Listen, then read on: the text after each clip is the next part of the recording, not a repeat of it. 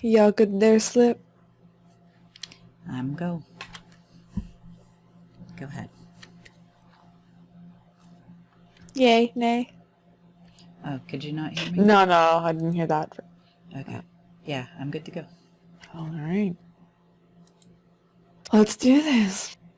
In 3, 2, 1. And welcome back to Kult, Divinity Lost, Burning Passion. Of course, I am your GM, Matihi, guiding through this experience for you this evening. Tonight I am joined with 3 very special players, having Danish playing Saxon Kirby, Slip playing Charlie Wolf, and Gru playing Christian Bienvenu.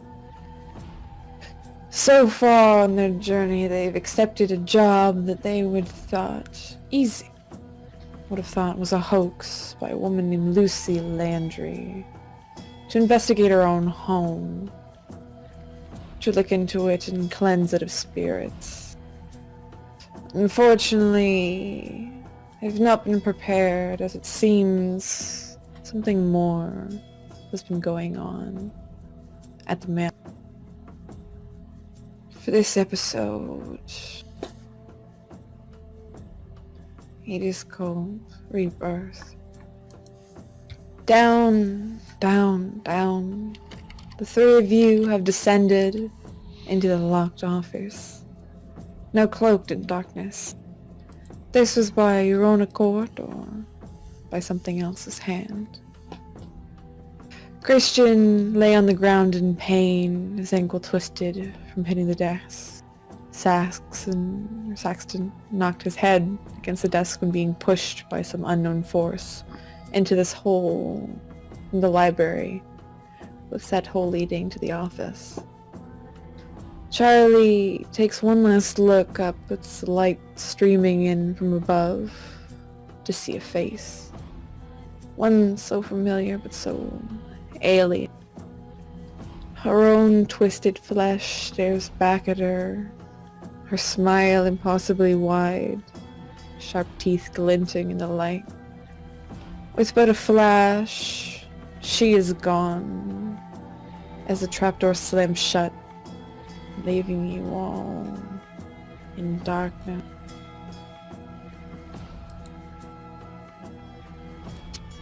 And you're all now sitting in the dark. You hear Christian writhing around on the ground, moaning as he holds on to his ankle. Saxon, you were dazed for a moment as you passed your head. Feel a little blood trickling out from a gash that now lays there. You're able to sit up, but as you blink, there's nothing in front of your face. None of you can see anything as you're here. It's just dark. What do you do? Charlie, a bit stunned herself from the face she thought she saw as the trapdoor closed, takes a minute to recover, but then her mind is brought to the fact that Saxon just crashed down on the desk. She had been getting ready to crouch down by Christian, and she reaches around and fumbles until her hands find the edge of the desk. Saxon, are you okay? Oh, what the fuck was that? You fell. No, I got pushed. I don't know what happened. Do you have a light? Do you have your phone? Yeah, if it's not broke, I still got it. See if you can get it turned on. Saxon, you feel around your pants. Takes a moment before you're able to pull it out. As you pull out your phone, you turn on the flashlight and take a quick look around. You notice that there's a certain duffel bag that you'd brought into the home that's now missing. Oh shit! Where'd my stash go? What do you mean? My supplies that I brought in. Oh. Charlie, when she'd fallen through the hole, she's got, kind of a shoulder bag that she's got some of her accoutrements in. Is it still with her? You only have the things that you brought with you. Right. Okay. You don't have any of Saxon's Right. acquired things. She pats her own satchel with a little bit of relief. Okay, well, at least I've still got my stuff. She looks around the room. Is there a light that looks like it could be turned on? You look around the room, you're able to see that there's a switch on one of the walls. If you would like to help both Christian, Saxon, you can make me an acting under pressure role to try and do kind of basic first aid treatment to help them, as they're going to be suffering some negatives. All right, she's definitely going to do that. She'll say, kind of reach down, touch Christian on the back. It's going to be okay, Chris. I'm going to check you out in just a second. Let me look at Saxon's head first. I love the sun. I love the moon. I love the deep blue sea. I know you do, hon. And she walks over to see if she can get the light switch to go on so she can see what she's doing. You flick the light switch and you see the room that you're in now. You see very deep brown hardwood bookshelves built into the wall. You see clocks, vases, stacks of books, busts, other manners of different statues and statuettes. You see them kind of strewn around the room in different cubby holes and such. But as you turn on the light, you look around the room. There just seems to be lines and lines of these bookshelves. Spin around in all four directions. There doesn't seem to be a door. There's gotta be another way out, Charlie mutters to herself as she walks over to Saxon. She says, just lay there for a second, and then she checks out his head. And I rolled the act under pressure there. You're able to help out Saxon, able to help out Christian in turn as well.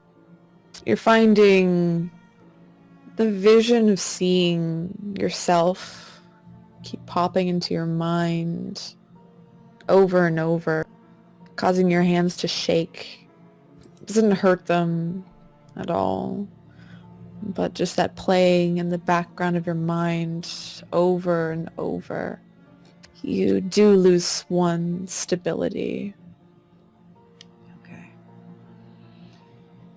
As she is kind of wrapping Christian's ankle with maybe strips of her own shawl that she's wearing, she reaches in her bag and she pulls out the stuffed rabbit that she had packed. It's missing an ear. It looks extremely tattered.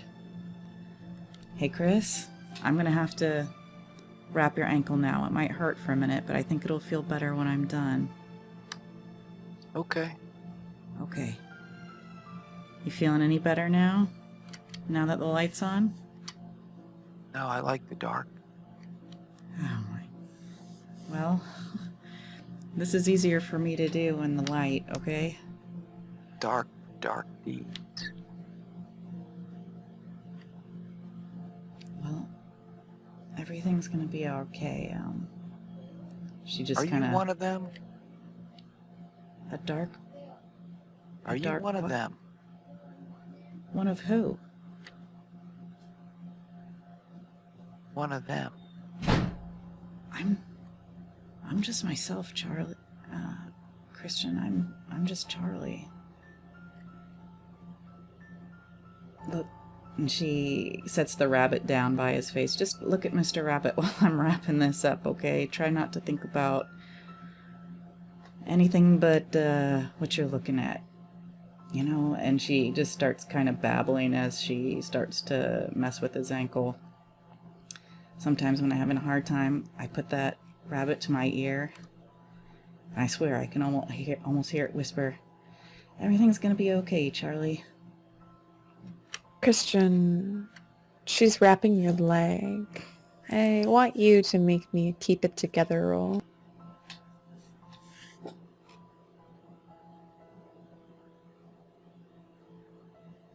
Oh no.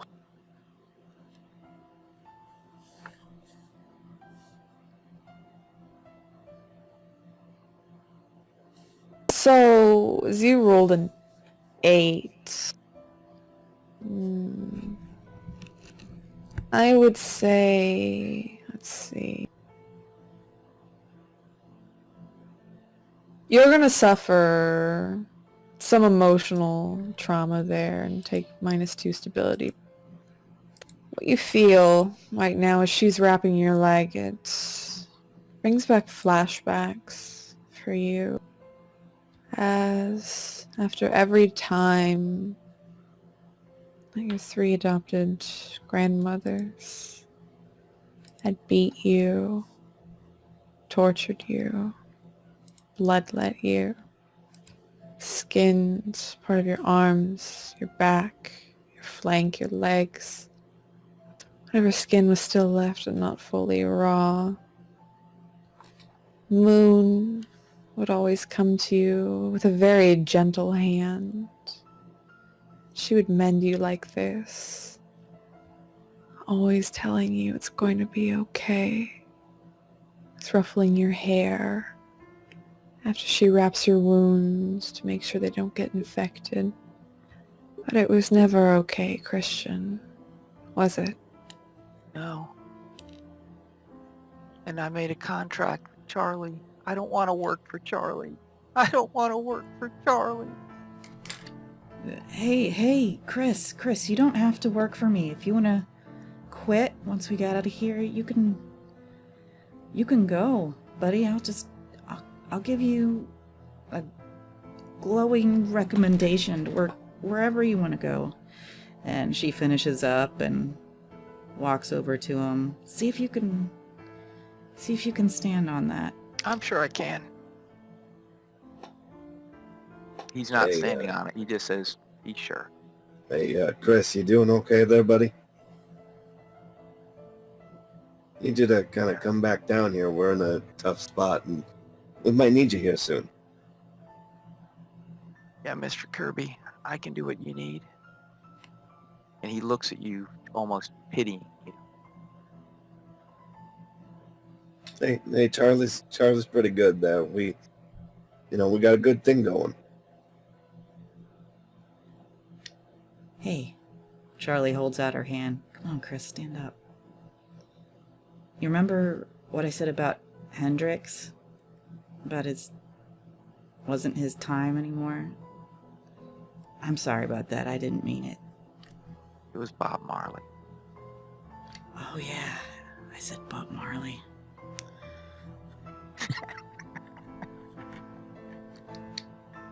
She smiles like she did it on purpose to see if she could get you to actually respond to what they were talking about. Well, he tries to stand up. I don't know if he can. Can he? You are able to stand on your feet. You're a bit wobbly at first, but the pain slightly subsides from your wound being bound tightly. Charlie's hands were much softer than Moon's ever was. There's a slight comfort in that. And Saxon, as Charlie is mending Christian, your eyes start to gaze around the room to try and gauge what exactly to do. You see that there's 4 walls just lined with bookshelves. So you do see there is one in all 3 slots that you see there. It's the very center one. There's nothing in any of those shelves. But you can ask one of those questions that I've whispered to you. The very bottom one. Actually. If you want, go ahead. Ask one of those questions. Yeah, the bottom one works pretty well. I think, yeah, in that situation, that probably works the best. Is there anything weird? So as you're kind of looking over, what you notice, you kind of go over to that center bookshelf. It is very odd that nothing is on these 3, where everything else is full stuff, whether it's clocks, statuettes, candles, that sort of. As you go up to it, you notice on each of them, you see a thick layer of a film layer of dust that coats everything in this room, except on this shelf. They're very specific shapes that are not covered by dust on these shelves. Can I look around and see if there's anything that matches those shapes? Sure. As you kind of look at them, you see that one of the dust outlines seems to have 4 separate squares, just spaced out fairly evenly, and kind of a rectangular shape, like something with feet almost would stand there. Another one is an oblong area. It's not covered in dust. Another being perfectly square. You look around the room. The rest of you, you're watching Saxon do this. What do you do? What are you doing? Well, I mean, look around. There's shit on all these shelves except for right here. And when you look closely, there's dust missing. So I'm trying to find the stuff that matches up with these spots here. Ah, gotcha. You got it in your bag, Charlie? The things from these shelves? Things that were in the painting. She thinks back to what was in the painting. I'm sure I do, but that painting was at the basement. And she looks in her bag to make sure. Yeah, you look in your bag and you see that you're carrying, looks like a small figurine, very small ballerina. You see another one looks like a little sculpture of a paintbrush in the other with a very small square base. And the third one looks to be a pair of dice. You remember that each of these were part of the painting that Christian finished. Are these things I brought with me, or things that mysteriously appeared there?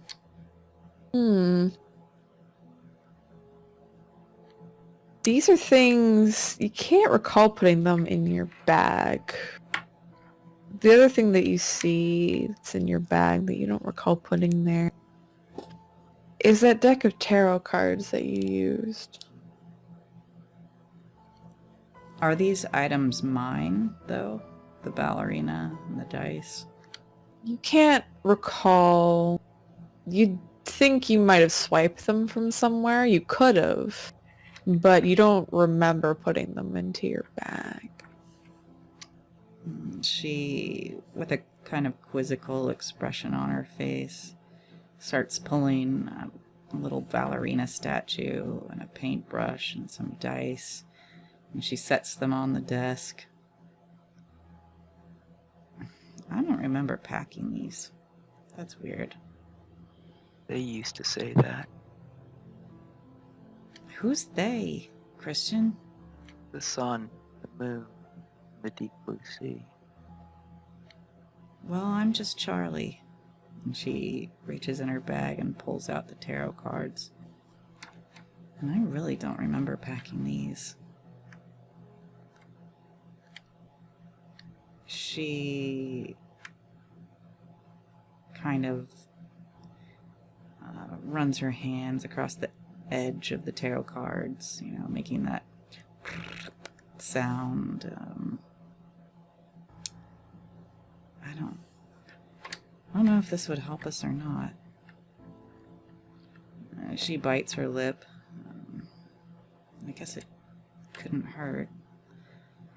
And she'll lay out the remains of her shawl on the table and bring out a candle and light it. So you light the candle, and I'm just going to look at something very quick.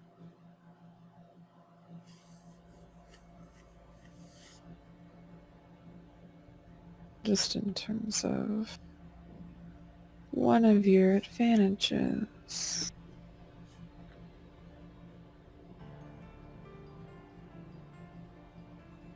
Oh. Oh, that's not it. That's okay though. So, do you want to do a 4-part, 1, 2, 3, 4, like a 5 set? Or do you just want to do the 3? I think just a 3. Oh, right.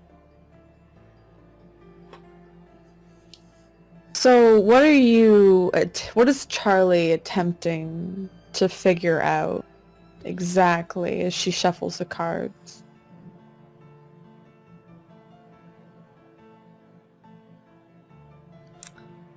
She's trying to figure out what spirits are here and what they want. Okay. You lay the first card down on the table, flipping it over. Oh. Do I click draw, or are you gonna... Oh, can you see that? I can't see it, so maybe if I Oh, click no. draw? I don't know. Let's see. So you can see it there. Is it, so it's to the side of the photo. Oh no, I put it away. Let's see. I remember the first card, but, oh no. Let's see if I can do a pick.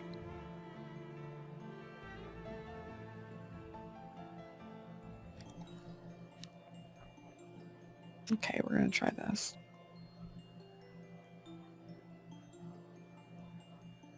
Ah, darn. Give me one moment. No problem. Charlie spends a little bit of time trying to maybe light some incense too. Some herbs that she think will... Do you see They're this card supposed to help. here? Yes, I see the back of it.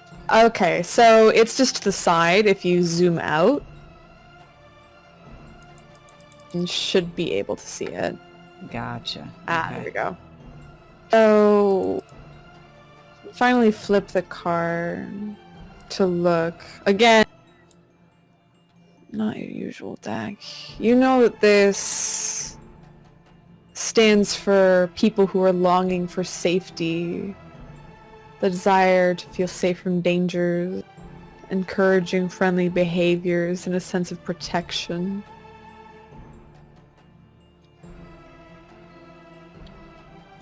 Huh. Okay.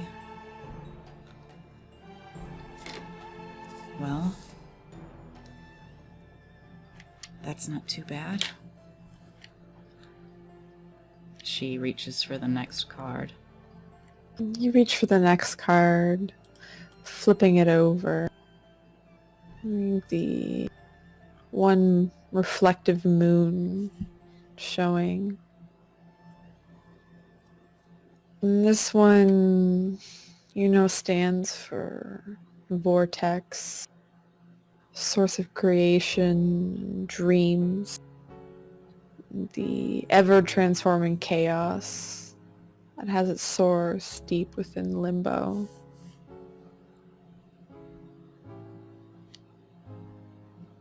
She furrows her brows at that. And she reaches for the third card. Reach for the third card, aligning it up with the other.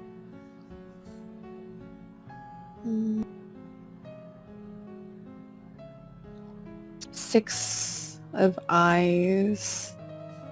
You know that this one stands for rebellion, the struggle against ruling order.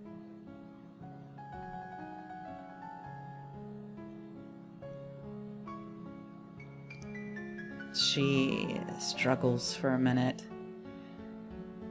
So, a card that means something that wants to help the helpless. Was that the first one?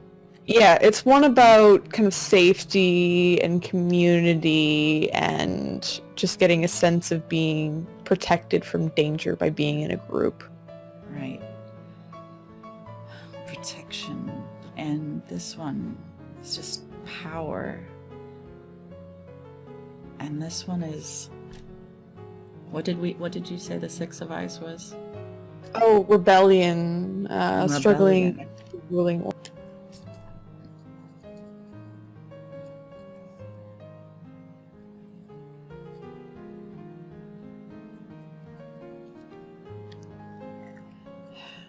I don't know. Maybe that'll make more sense once we figure some more out about this place.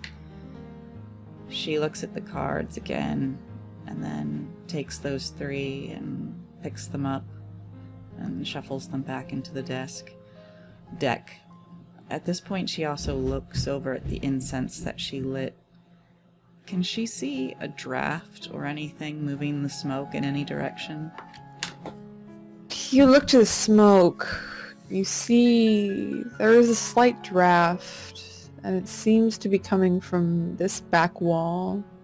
Though this back wall is filled with items. Hey, Saxon. She points to the smoke. Yeah, what's up?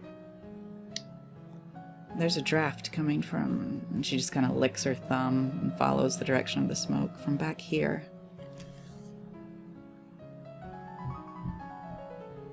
Alright, maybe that's a way out. And she looks at the items she brought out on the table. I know this is, like, crazy, but do these look like the sort of things that would have been on the shelf over there? Can you see any dust prints? Yeah, I mean, yeah, there's spots where the dust missing, so possibly. Let's take them over and take a look. So you all take a look, and why don't all of you make me an investigate check as you're kind of looking at the shape, trying to gauge what might go there. Ooh! Alright, well... it works now. If you click on your token and you go to player moves and investigate, you'll actually be able to pull it up this... in order to figure out kind of the questions you can ask. I can also just do this.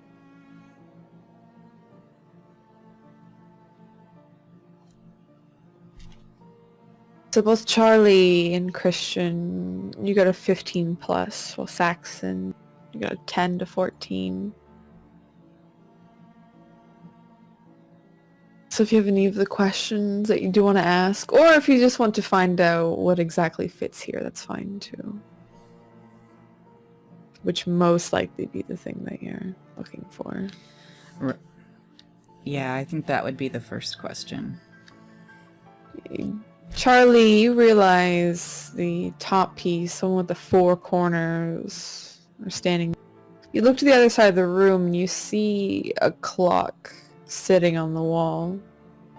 As you go up to it, you notice the sides of it. Most of the clock is covered in dust. You see that it's stuck on a particular time, unmoving, though it still ticks away. You see that there is a base on it that is separated by 4 square supports. They look to be the same size as the outlines of dust.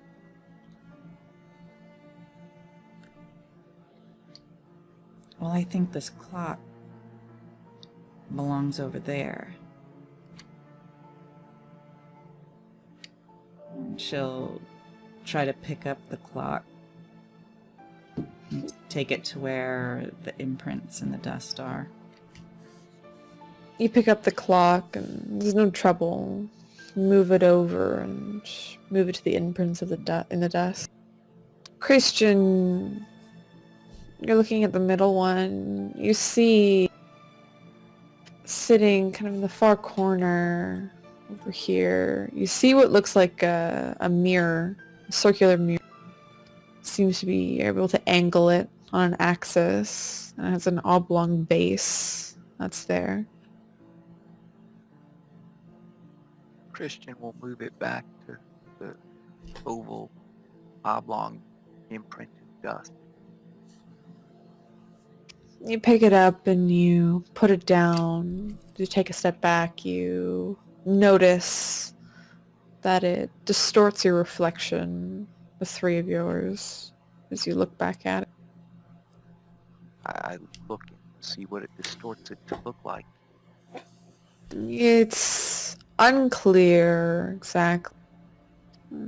Looks like all of you are very hazy in this. Not fully formed. See, there's a great many curves to your face. It looks very unnatural.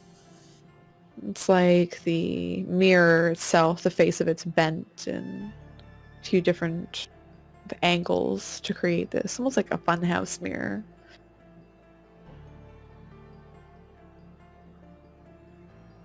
I'll walk a little closer and look at myself.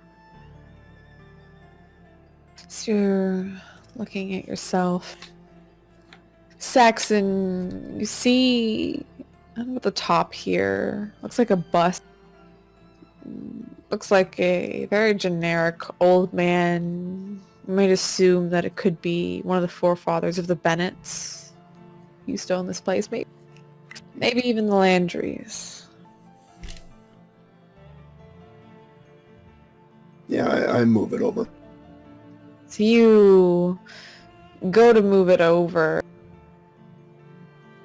You pick it up and it's a bit heavier than you expect. So heavy, in fact, that you actually drop it on the floor. And it crashes and the bus smashes into pieces. Ah, shit. Oh no. Well, fuck. You see the base is still intact. There's something that's rolled out onto the floor that you see there, Charlie and Saxon. See, it's a very tightly rolled up note. Looks to be very aged. Almost like it's been sitting in there for a while. I'll grab it and open it slowly. Grab it and open it. Ooh, one sec. I think you have something for this. Oh, that's the Sixth Sense. Ah. You get a feeling from this. You don't know why, but you're feeling that you're going to need to keep it around. Like, you're really going to need to hold on to this. Well, this is pretty unique, yeah. What am I seeing on the paper? You're seeing... It almost looks like it's in Latin, you think? It seems to be a number of what you think are words strung together. Different intervals and such. See, there are a few symbols that are on a scroll of paper. You can't read it, though it does seem phonetic when you look it over and kind of sound it out in your head. I show it to Charlie. This makes sense to you at all? She looks at it. I'm assuming it does not. She doesn't read Latin, other than maybe a few words. How about you, Christian? You alright? Well, hold on, let's see. You can't read it, but through all your readings that you've done, doing your, of course, cheating people in terms of getting money to try and absolve them of their sins by talking to past lovers and such in your private room. This does look familiar, just this structure, the sentence structure, how it's written, the symbols. You think it could be some sort of ritual that's written here? I don't know what it says, but I've looked through enough wackadoo books that I'm pretty sure I've seen something like this before.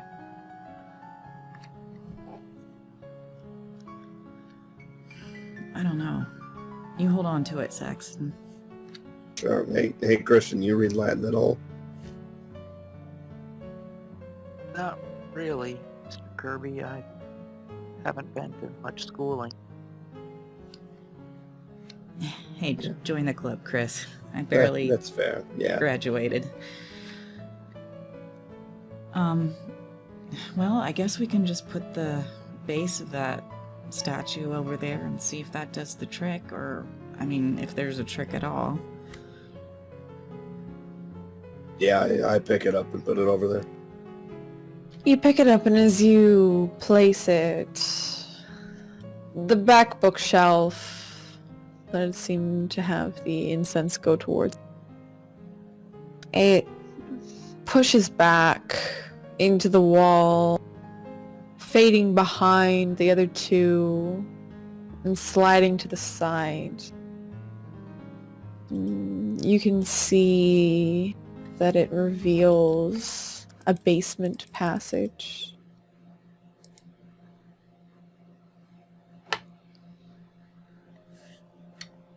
Peering inside, Charlie kind of steps back and takes a deep breath.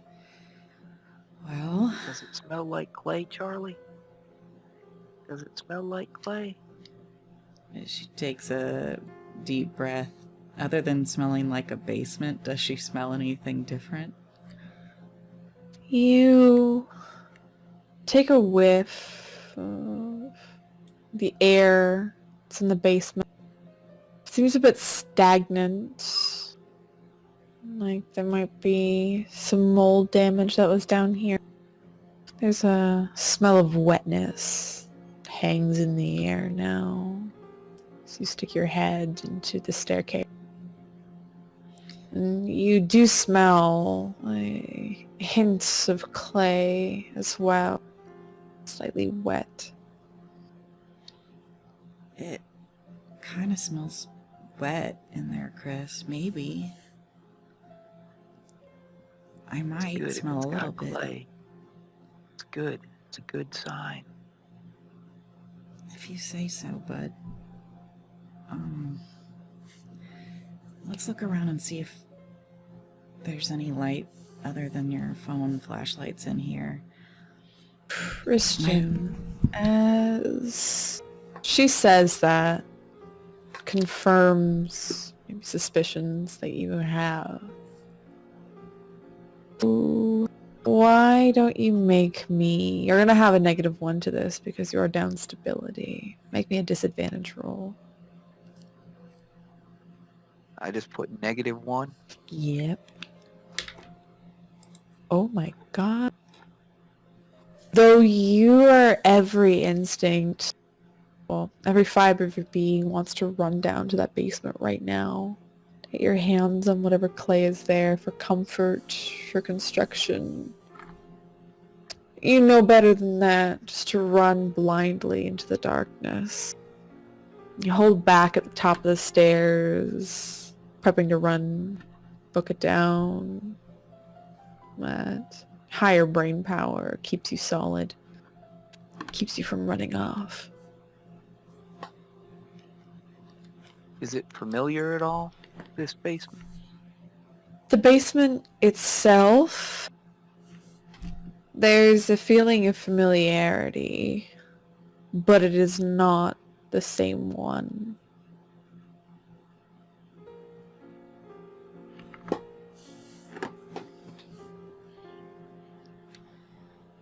Well, I don't see another way out, so we might as well go down. Yeah, Before we just, go down, let's see what's in that desk. yeah, I want to see if there's a flashlight in here. I've only got a flip phone. I just don't like the new ones. And she packs up the ballerina and the paintbrush and the dice and her stuffed rabbit back in the bag and starts scrounging around the desk with Saxon. You go into the desk. Unfortunately, it's just filled with stationery. Though, as you do open it, you notice a number of cobwebs have been formed in one of the drawers. You even see 2 spiders. They crawl out. One clambering onto your hand, Saxon. I shake it off. You shake off the spider, lands on the ground, quickly recovering and scuttling off to the corner of the room. You... So you look in the drawer. You do see the very, very, very back, almost buried, like it was trying to be hidden. You see something, seems to be wrapped in cloth.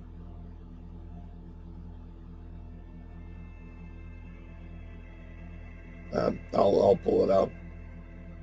Pull it out. It's a slightly yellowed handkerchief. It looks like that is... seems to be holding something. There's a little bit of weight to it. What do you do? I set it on the desk and slowly open. You fully open it, and on the desk itself, it bounces a few times as it falls out, but you see very late stages of decay. You see what looks like a finger with a wedding ring still attached. What the fuck is that? Huh? And Charlie looks and kind of gasps and steps back. Oh my gosh. What the hell is that doing in here? I don't know. Recovering a little, she goes forward. Is it a woman's ring or a man's ring? It looks to be a man's ring.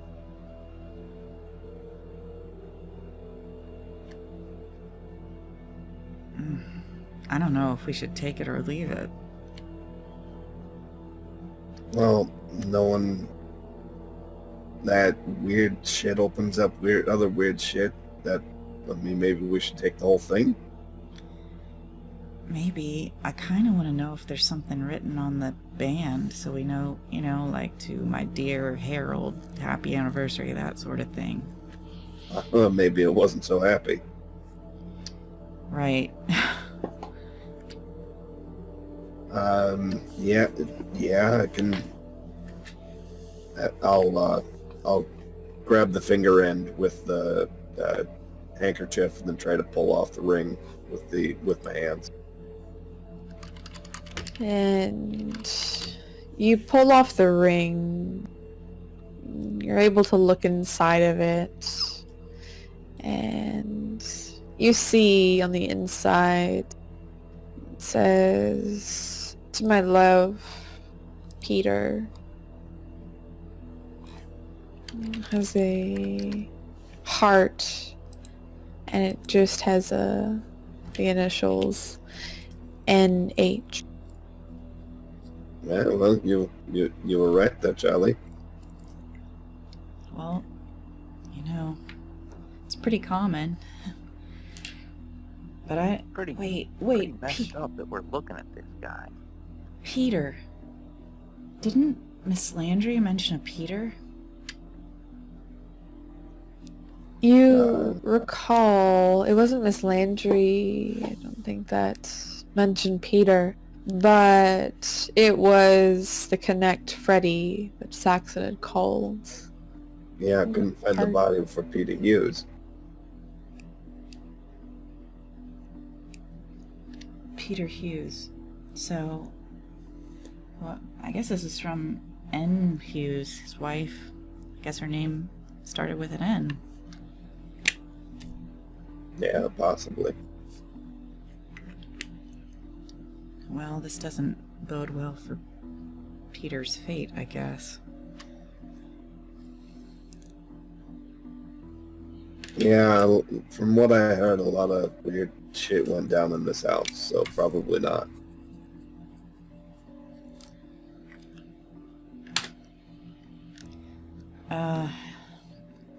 Why don't you wrap that back up? We'll take it with us, yeah. I think that's probably a good idea. So, yeah, I will wrap it up, and I did stick the paper in a pocket. Alright. Now, as you still see the basement behind you, what do you all do?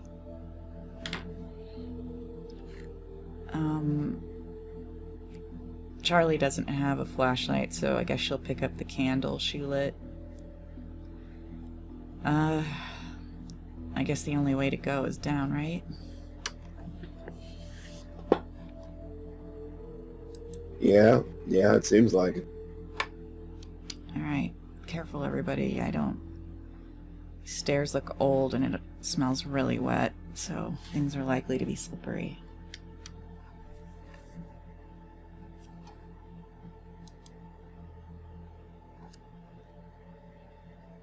So you make your way down to the basement.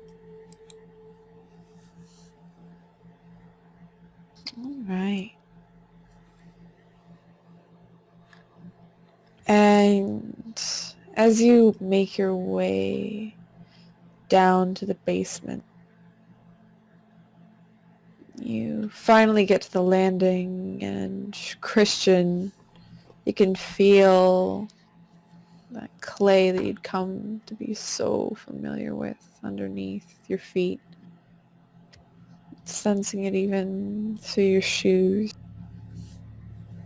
And as you get upon the ground itself, I would like you to make me a keep it together check as you're here.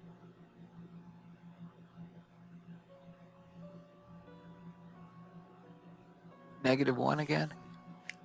Yep. Oh my god. Alright. This is Let's definitely see. making me feel calmer. Oh, no, ignore that. That's what I meant. You... There's this feeling that you have, memories can start to bubble up of what they did, but before they can plague you, you push it down. Are able to avoid it, shaking your head, shaking the memories out, pushing them back for now, not wanting to relive them and get distracted.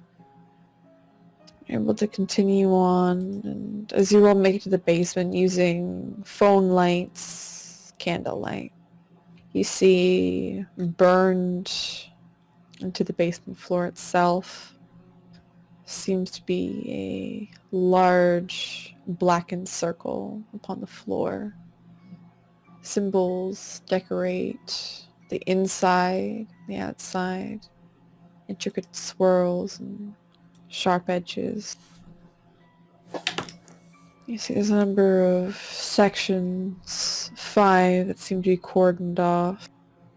And you look to this, and Christian, you can remember that this circle is a part of the painting that you helped finish. Is the circle complete? The circle is complete. You know, the only thing missing is the items and the 3 of you. Though it doesn't seem as red as it was in the painting. You just see it's black. It's carved into the floor itself, like someone dug trenches to be filled. I don't know. This is kind of a bad thing. But it's what was in the painting. You have the things, Charlie? The knickknacks? Yeah. And I've seen circles like this before. She kneels down to the ground, or kind of crouches down. She looks at the trenches, holding her candle close. Does she see any dried remains in there of what she suspects might have been put there? You look inside, and it looks clean, as far as you can tell, that no rituals, at least recently, have been done. Though it does seem a bit too clean for a floor such as this. You can smell the must, smell the wetness. Almost as if no one has been down here for quite a while. But there's just something that's hanging in the air with these splattered walls, unfinished floor. There's a heaviness that you feel pressing in on you, Charlie. It's almost of a weight pressing on your shoulders, pressing you down. It's hard to stand on your feet. It seems like there's something here you're not seeing. Something you don't want to be around. She starts to try to stand up and move back, and as she does, she's obviously kind of struggling. She would try to stagger over to the chair to sit. Whoa, you okay there, Charlie? I don't feel good. I don't like it in here, and there's something in here we're missing, I think. I don't know. What the hell is this place? Seen a Well, circle like this before, he said? Sort of. In those books, I mean, look at it. It's obviously one of those witchy, summony kind of circles. And as you're looking there, Christian, you hear what sounds like something sliding above you. Something opening. What do you do? I jump back. Two of you see Christian jump back as you're talking, unsure as to what he's talking about. You start to hear what sounds like footsteps and the small amount of light that's coming in from up here. You can hear the bookshelf sliding back into place. Everything just slowly going dark. Oh, god damn it, not again. Who the Saxon. hell is following us? Run up there. I mean, have they got it shut all the way?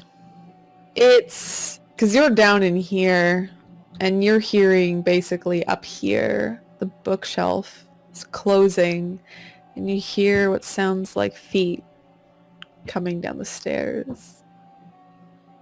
Oh no. Charlie, get off that chair and use it as a weapon. What? She stands up. That's okay. She kind of stands up and gets behind the chair, her hands reaching down to take its sides, more using it as a shield. Christian, be careful. What is that? I'm assuming the guys have their flashlights. But I'm assuming, yeah, both guys have their flashlights trained towards the staircase. Christian grabbing a knife, very There was rusted knife that he nothing found. up. There wasn't something straight above me. It sounded like something was opening straight above you, like the I room want to above shine you. up, straight above me. So it's sealed straight above you. It's basically, it sounded like the room above you. It was like a door or something. Very similar to the sound of the bookshelf opening that you heard before. Not like literally like coming down towards you. Okay. You all prepare. You have room to maneuver. There's definitely room, but it's this very small kind of square area. But you do have enough room to move around.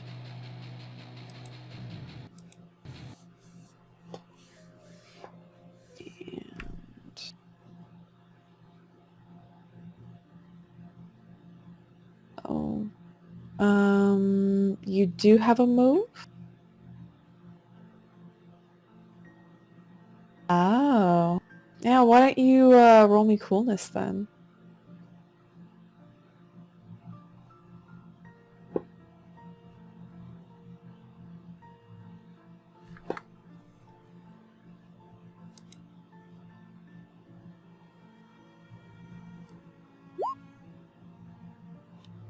Right, a 12, I'll take it.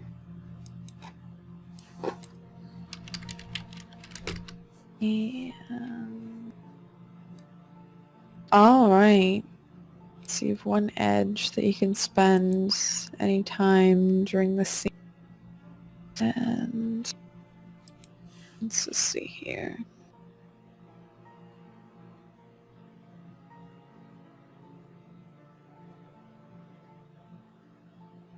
Okay. So as you're all staring towards this entrance, you hear a sound of, now you can tell it apart, almost sounds like high heels that are coming down. And around the corner, the first thing you see is the barrel of a gun. The second thing is Miss Lucy Landry.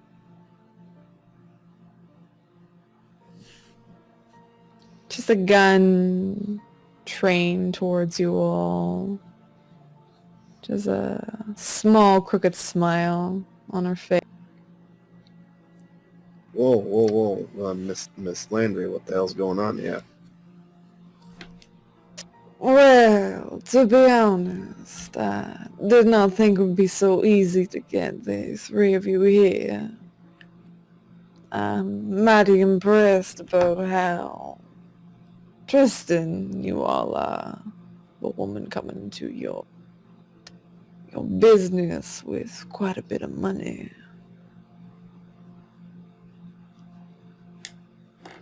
What's this about? Unfortunately, well, for me, it's nothing personal. I was instructed to lure the three of you down here. Unfortunately, my master has decided that all three of you need to die. I ain't arguing because of the benefits that I'll be getting. You think you can shoot all three of us before one of us takes you down? Charlie tries to act brave, and she looks over at Saxon and then at Christian. She kind of steps in front of the chair. And she turns again to Christian with... Obviously, that's kind of where her concern is. So, Saxon, you can see, she's not a big woman. She is standing in the doorway. But as Charlie said, there is three of you. She really only could take one of you out if she wanted to. And maybe if you rush her, as far as you're thinking, you could take her out before she realizes. But the drawbacks is that you could get shot and severely injured. But it is up to you whether you want to take that advantage or not. Could I grab the chair and smack the gun out of her hand? You definitely could. I will ask you to make me an act under pressure roll for that, as you have a gun trained on you. Can Charlie give a help or an assist by talking and distracting her? Is Saxon acting right away, or is he going to wait for an opening? I'll see if I can wait for an opening. All right. Because Charlie would have just started babbling and trying to distract her regardless.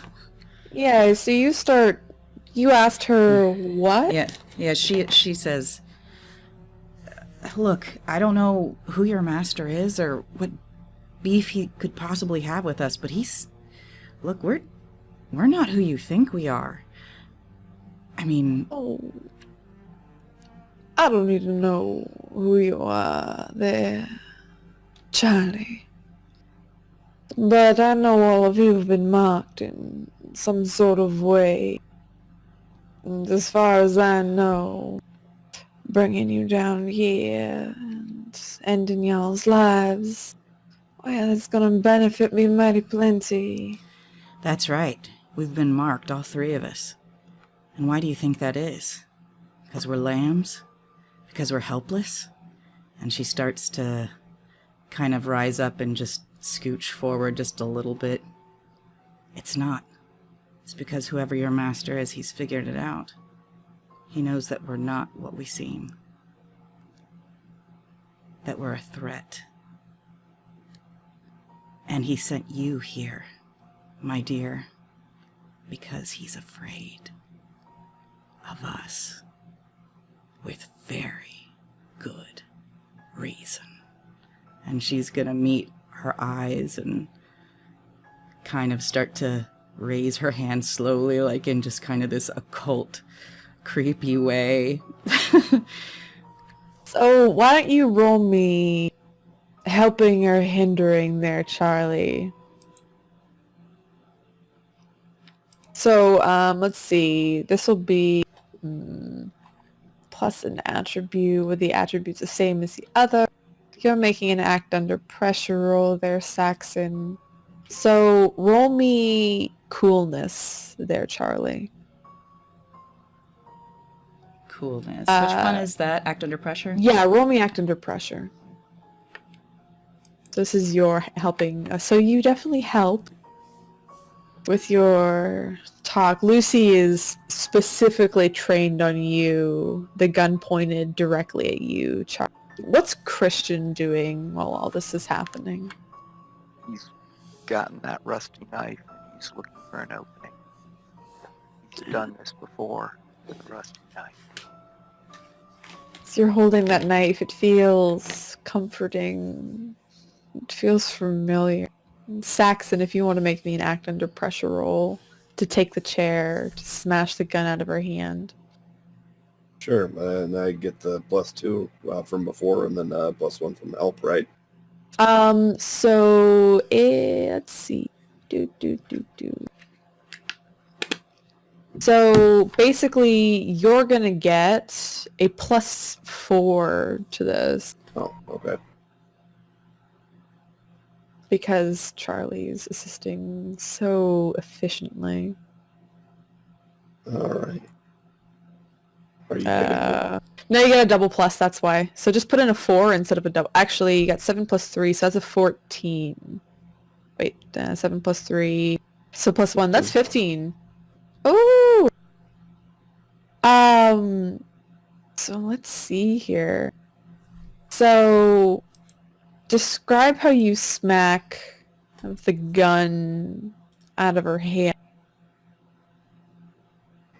So as Charlie's starting to raise her hands and make kind of fake arcane gestures toward the lady, I just step around from behind her with the chair and just bring it down on her hand with the gun stretched out. You bring down the gun, or bring down the chair, hitting the gun. And as you do so, you do knock it out of her hands, but not before it fires at Charlie. And Charlie, I would like you to make me what is your soul?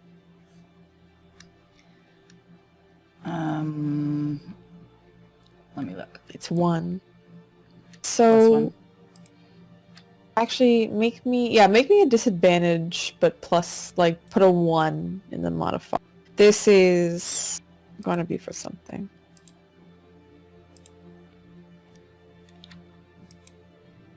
Oh my god. So, as the gun goes off, it clatters to the floor. Charlie, you experience, basically, actually everybody experiences this, as a bullet comes towards you, towards your center of mass. A wave of pulsating energy emits from you, and it forces the 3 of you all off your feet. Charlie, you hear a scream that echoes in your ears, something so hauntingly familiar to you.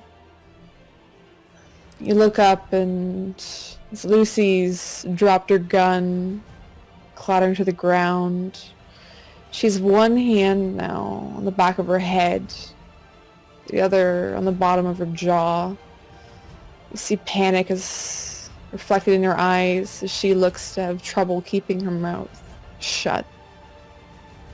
And you see her eyes start to bulge, getting bigger and bigger, before the left one just explodes into thick white goo and blood.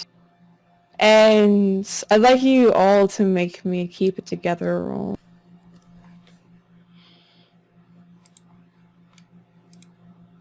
God damn it. Oh. Oh no. I mean, that's fitting. It's very fitting. So, both both Saxon and Christian. You basically, you're both gonna take, let's see, you're both gonna cower to this, having no control and only being able to watch as this is happening. Charlie, you do get to pick one under the 10 to 14 and try and resist what's happening, but you are gonna suffer one of the negatives, disability or fascination, distraction, whichever one you choose. This is happening.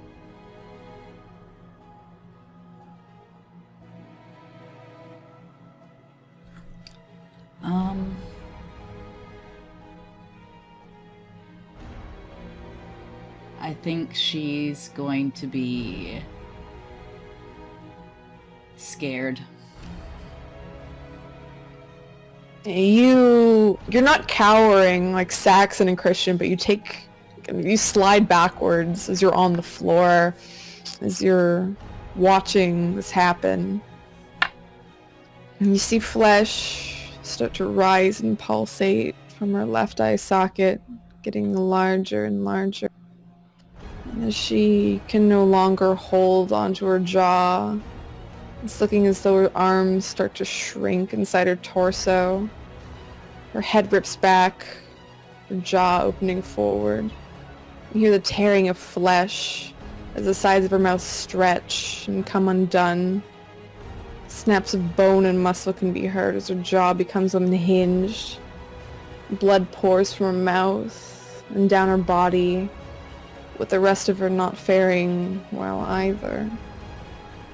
Her right arm collapses in on itself, her hand looking as though she's reaching out for Saxon for aid. You see bones jut out of the skin, blood spraying on the walls and soaking you all as Lucy flails around in agony. Oh, no, not again, not again. Charlie looks at her own hands, and she's obviously trembling. Stop. Whatever's doing that, stop.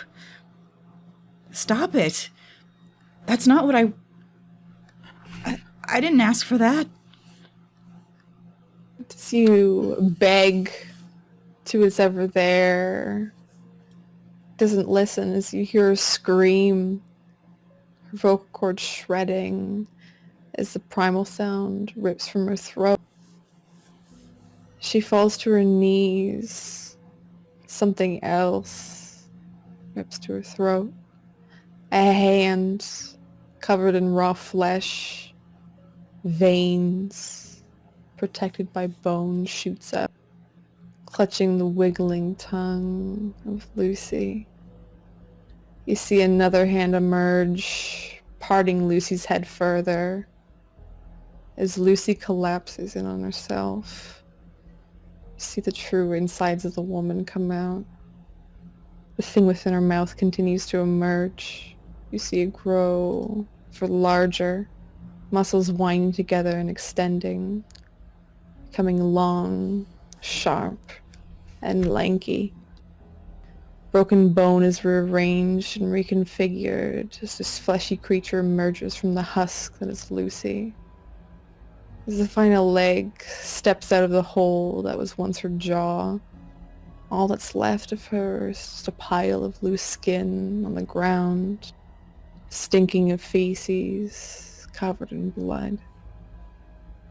The entrails dangle out of the midsection of this creature, multiple arms formed with flesh spreading wide.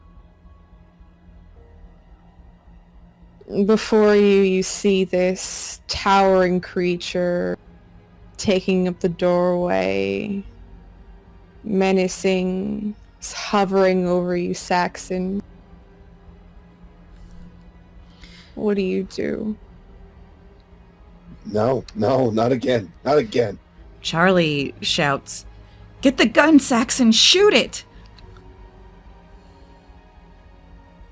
Am I still, yeah, if I can, I would try to grab it. a gun and shoot. I would say you're gonna take a negative, at least a -2 to this, as your hands are just trembling. Why don't you make me an act under pressure roll? So you're just trying to fire at this thing.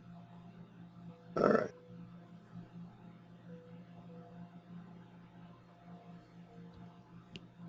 As he fires, Christian, what's going through your mind?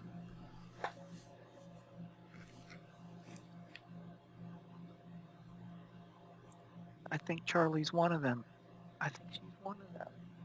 Oh, God. He's actually more concerned about Charlie than he is about that thing. Christian, as you're cowering, you remember times when it was you in the basement.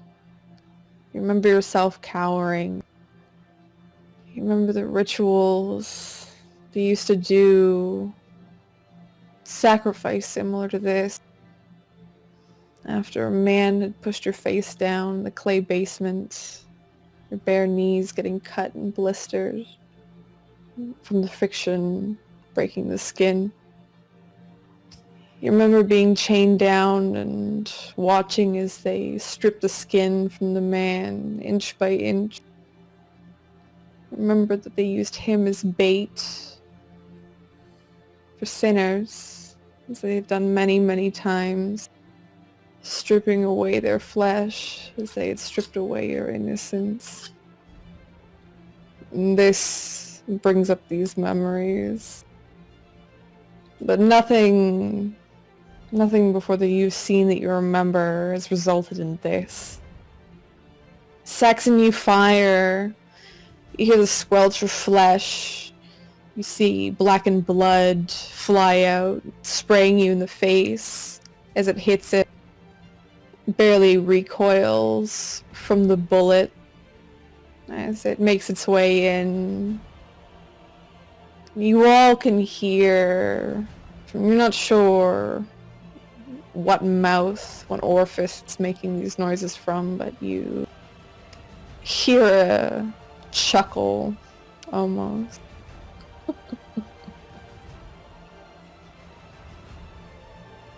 You summoned me. Why do you fire? What? We didn't summon you? It turns to you, Charlie. You're not sure if it's staring at you, but you feel the pressure of it. You did, Charlotte. You asked me to save you. And I did. Now you owe me. I didn't ask. I just saw them shoot. I just didn't want to die. I didn't say anything. Who are you? Who I am doesn't matter. But you can call me Bask.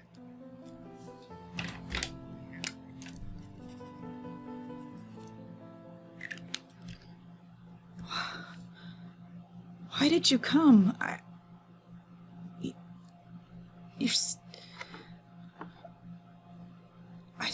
didn't mean this. Thank you, but please go. Oh, Charlotte. You owe me now. And I have a favor to ask. For all three of you.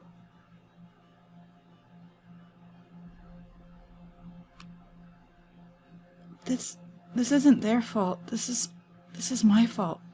Leave them out of it. Unfortunately, you're all here. And I can use every single one of you. There is an easy way out of this, Charlotte. But it will cost you. What do you want? You feel it, don't you? The weakness between Inferno and Elysium. You feel it here, don't you? You still feel that very oppressive pressure in your shoulders, in your chest, pressing in on you. I feel something. It's just a pressure. I felt it maybe before. I don't know. What do you need? What do you want? There's two options to this, Charlotte. You either help me get what I want, or I can help you seal this place, completing the job you are meant to complete, and for you to leave here unscathed. But that's up to you. Or, and it turns, you see kind of this, you see the rib cage of what was once Lucy pulsating. You can see flecks of blood as it looks to almost, you think, inhale, spurt out still onto the ground. You see it's still bleeding. You see the right eye that remained intact. It's hanging from the side of its face by about a thread. Seems to look to Saxon and Christian. I can extend the offer to the both of you as well. Depends if you'll take it. What if we don't? If you don't, then you must seek something for me.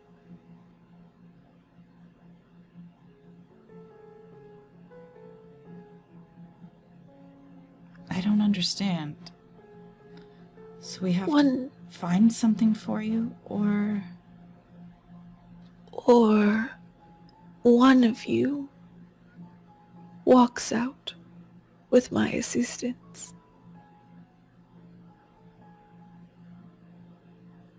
But if we find something for you, all three of us can. If you can find the way out, yes. Charlie looks at Saxon and over at Christian. I'm not gonna leave them here.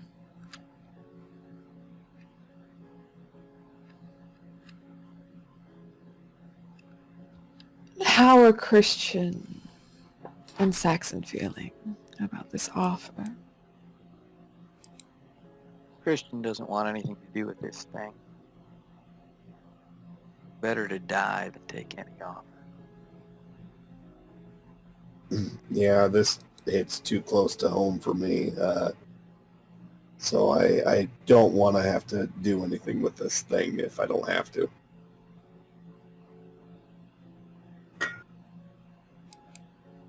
So, creature that has called itself Basque looks to you. Two of you can remain while one of you goes free, or all three of you do me a simple favor of acquiring an item for me. It is your choice, though those who decide to stay, it will not be pleasant. What is it you want? What item? It is a music box that lies in a place that I cannot reach. A place that you can go to, but I cannot. And is that place here, like in this mansion, or? It's here, but not here, Saxon. You have the ability to reach said place, but it requires some keen abilities that Christian possesses, as well as Charlie.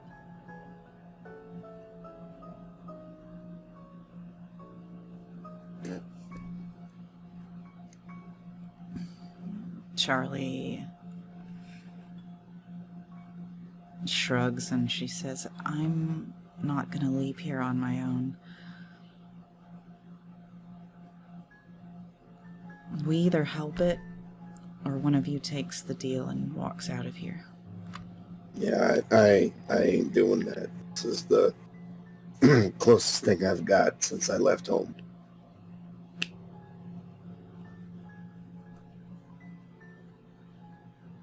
Christian, you can leave if you want. I'm not gonna... I mean, it sounds innocent enough, a music box, but... She looks over at Bask. I'm sure there's a catch here somewhere. No catch, just something I want. There's always a catch.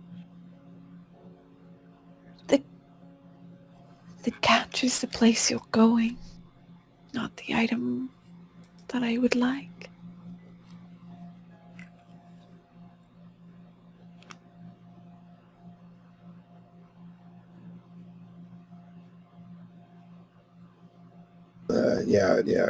Christian, you want to leave this place? You want to get out of here, or?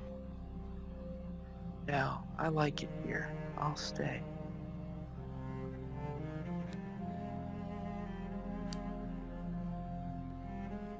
All right, Bask. I guess we're gonna try to find this box for you. You got a hint for us, or?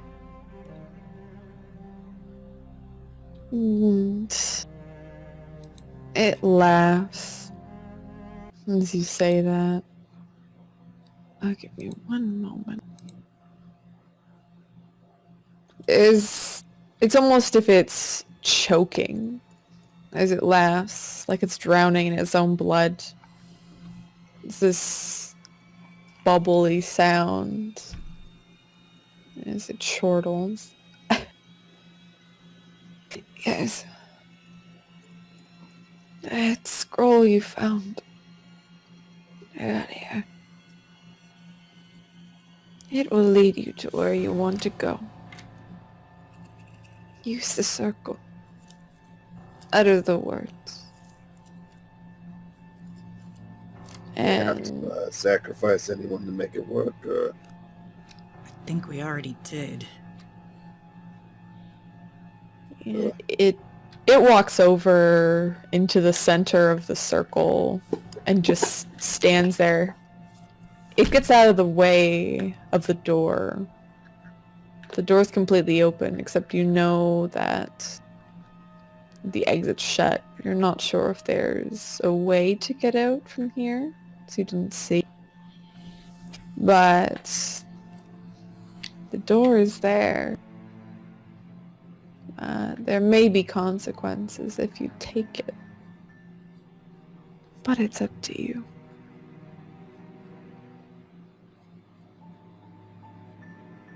Well, what say you, Charlie? Should I read this damn thing and get us to where we're going?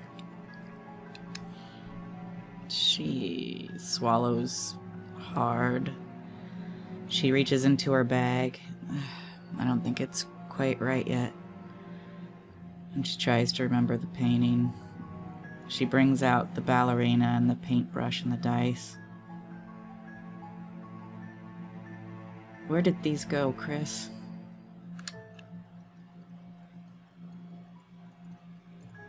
Let me see. I'll put them. She hands them to him. Breaks the paintbrush in half.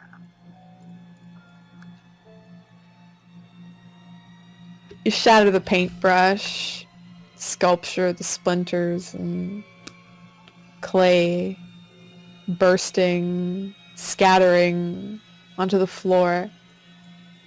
Charlie, you see this. What do you do? Was the paintbrush made of clay, you said? It was a sculpture.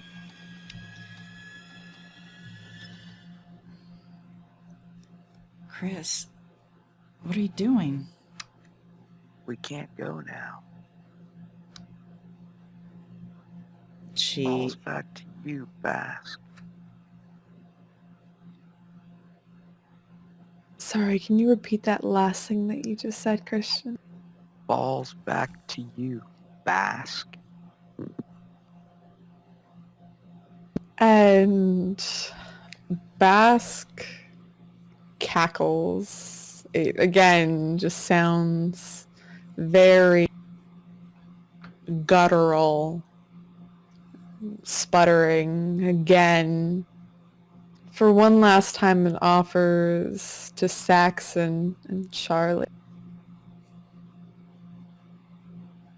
There's still ways to reach there. Or one of you can go free. It seems as though one of you does not want to participate, and I need full cooperation.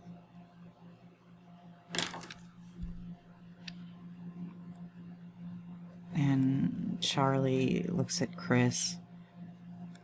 Look, Chris, it looks like the only way for all three of us to get out of this is to cooperate.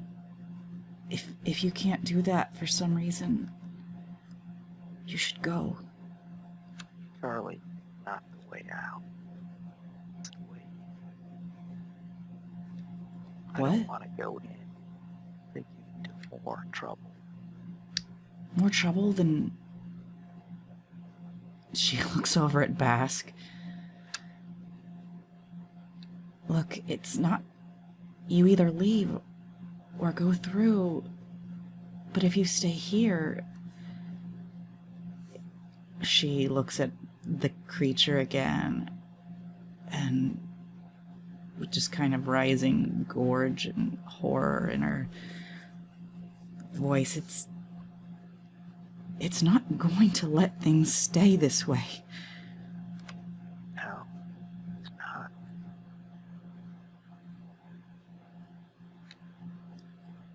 I don't want what happened to Lucy to happen to me. Go do what you gotta do, Charlie.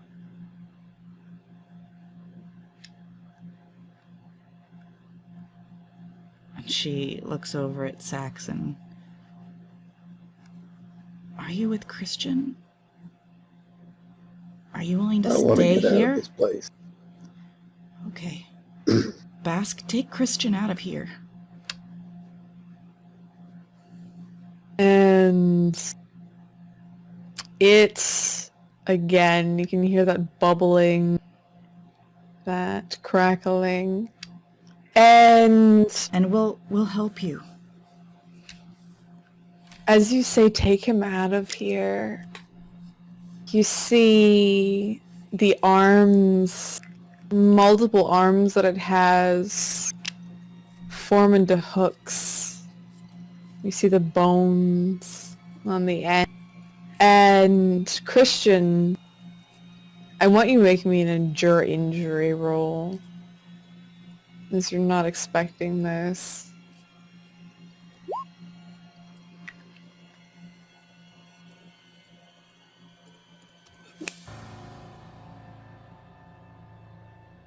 Where is it? So, let's see. So, you're not expecting this hooked arm made of flesh, bone, sinew. It slashes deep into your side, cutting the flesh as you start to bleed. As you start to bleed, the blood quickly flows down, dripping into the circle. You see it slowly start to fill with red. You can hear Bass just say, I will remove him. No, don't No, don't hurt him. No. You can't kill him like that. Come on. Charlie will get between Bast and Christian. And oh, go ahead. He's not right in the head. Just, we'll get your music box. It just says, all or none. You will do what I want. Eventually. And Charlie turns to Christian. He's bleeding. And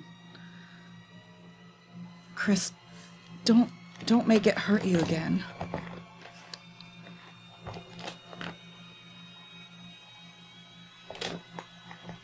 Yeah, come on, Chris. Let's just go get this damn box and get out of here. Okay.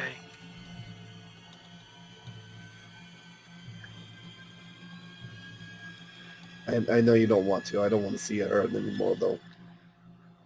I lost my family once.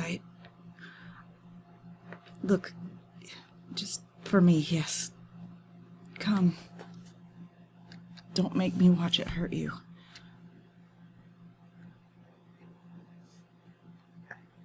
I'll come. Charlie lets out something between a sob and a sigh of relief.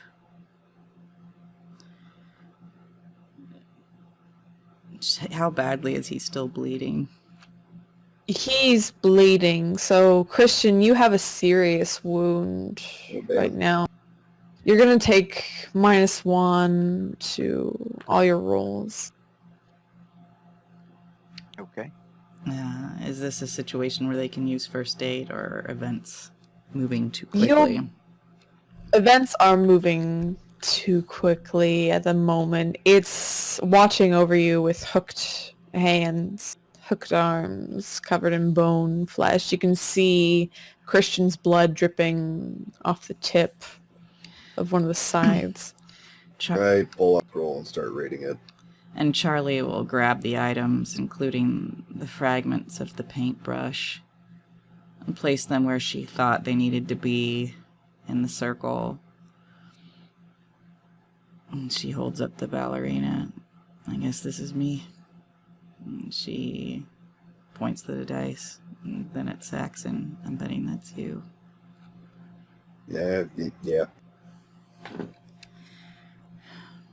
And then she goes, I think we have to hold hands.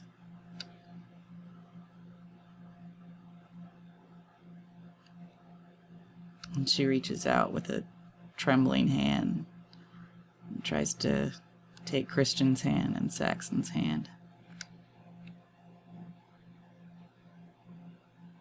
Yeah, I'll take hands. I don't know how I can read this thing, but I'll take hands. Well, you've got a free hand. Charlie's in the middle. Oh, okay. It's Charlie being in the middle. Christian, you join hands, right? Yep. Yes, I did. You join hands, Charlie trying to support the words that Saxon's doing. Saxon, you read them out. Thankfully, the letters in phonetic Latin. Read out the words of the ritual, and you see in the center of the circle, Basque start to disintegrate. You see the blood flow down as it melts off the bone. Flesh and the blood boil, as it drips into the cracks and crevices. That is the ritual circle. And as you start to read, you find that you can't stop repeating the phrases over and over again. Finally, as you read them, you find everything changes. You find as the walls start to break down around you, crumbling into nothingness. You feel the floor give way, but you stay in the place that you're in. As the world falls apart around you, trembling, Saxon reads the words on the note, your hands bound, unable to let go of each other. All you can do is hold on. Finally, as you open your eyes, Saxon, you feel there's a release. Like you can stop. Like you can let go.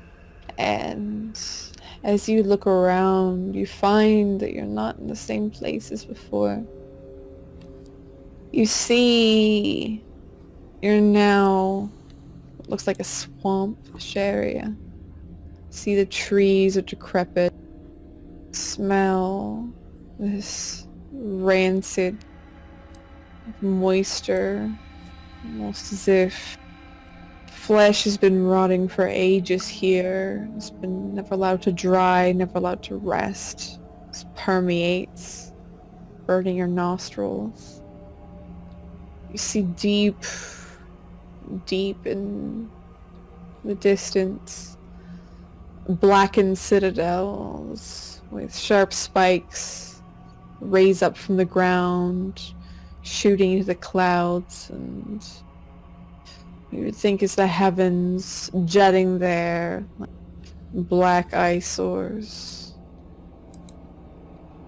You see they have small yellowed windows looking out onto the lands. Blackened obelisks stand, green glow surrounding them. It's almost as if this greenish ichor is flowing up and down them at constant pace. There's a sound that you can hear in the distance. Sounds of screams, sounds of pleasured moan, sounds of agony that are coming towards, looks like horns that jut up from to the sky. As all of you look around in your new surroundings, raising from the ground as you're calf deep, it feels almost like very viscous liquid that surrounds you. It's not water, it's something else, sticking, clinging to your skin. What do you do? Holy shit, where the hell is this? Not a good place.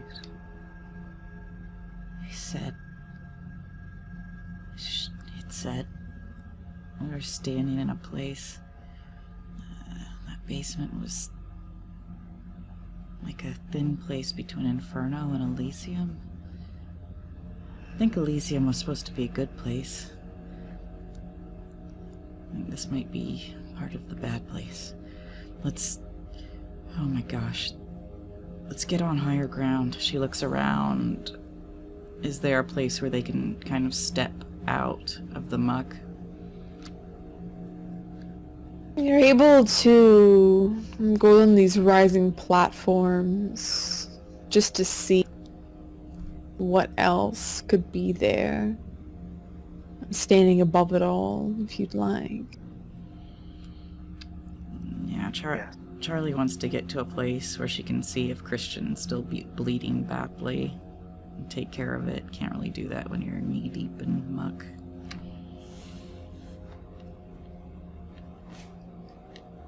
You make your way to check on Christian. Christian, you find yourself, your leg, or sorry, your side isn't bleeding anymore. Your leg seems to be healed almost. You see, kind of feel in your side, almost feels like something's been done to you. It's only been a few moments since you're in that basement and now here. But there's definitely something kind of underneath your clothing that has been done to your skin. Take a look at it. As you look against your pale flesh, you see strips of dark brown flesh layered over and over again against the wound. They seem to be stitched very finely into your skin, almost as if it's a makeshift skin graft. You recognize the color of the skin as Lucy's.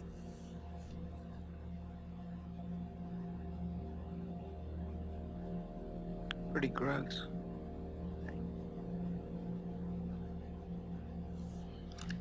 Whoa, what the hell is that? At least he's not bleeding. Yeah. This thing is not gonna ever. It's not gonna ever what? Let us go. Charlie shrugs. I don't know. All those books say that a bargain's a bargain. I think it has to. If we get that box. No, it'll let us go, but it'll come back again. Always with something new. Always with a new bargain, but it's not gonna. Well, we just have to avoid getting in debt, I guess.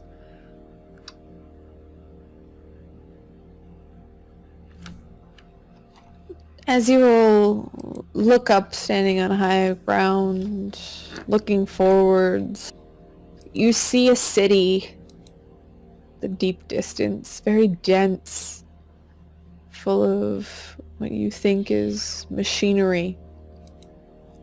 Different pipes jutting out, spewing out black ichor from what you can see. You can't see any people from as far as you are. You can hear the screams, the moans, agony echoing from there into the swamp that you now stand in. And in the far, far distance, you see a place that looks so familiar. At least a place that draws you towards. You see the distance. Looks like a manor, similar to the one that you were in. Flat against the aspects of the city it calls to you. Bells start to chime out, ringing louder than the sounds. People that you hear, at least you think they are. And as that happens,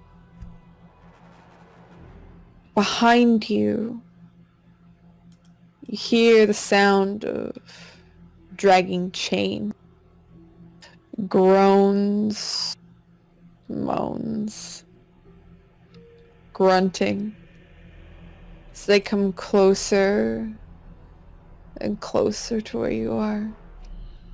And And with that, the camera fades to black. And that's the end of the episode.